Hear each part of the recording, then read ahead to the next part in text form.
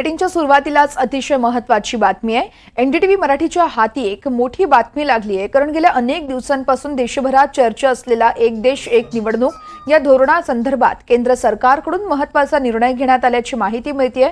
मोदी सरकारच्या मंत्रिमंडळाने एक देश एक निवडणूक या धोरणाला मान्यता दिल्याची माहिती आहे। रामनाथ कोविंद यांच्या अध्यक्षतेखाली एक देश एक निवडणूक धोरणासंदर्भात एक समिती गठीत करण्यात आली होती।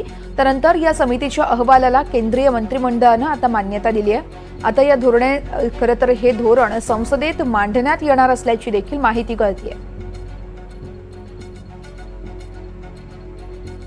एक देश एक निवडणूक प्रस्तावाला मान्यता देण्यात आली आहे। 2 सप्टेंबर 2023 रोजी माजी राष्ट्रपती रामनाथ कोविंद यांच्या अध्यक्षतेखाली समिती स्थापन करण्यात आली होती। तर 14 मार्च 2024 मध्ये समितीकडून राष्ट्रपती द्रौपदी मुर्मू यांना अहवालही सादर केला होता। 191 दिवस चर्चा झाली आणि त्यानंतर समितीकडून 18,626 पानांचा अहवाल देण्यात आला। अहवालात सर्व राज्यांच्या विधानसभांचा कार्यकाळ 2029 पर्यंत वाढवण्याची सूचना आहे। लोकसभा निवडणुकीसोबतच सर्व निवडणुकाही घेता येणार आहेत। त्रिशंकू विधानसभा किंवा अविश्वास प्रस्ताव असल्यास उर्वरित 5 वर्षांसाठी नव्या निवडणुका होऊ शकतात। पहिल्या टप्प्यात लोकसभा आणि विधानसभा निवडणुका एकाच वेळी घ्याव्या लागू शकतात।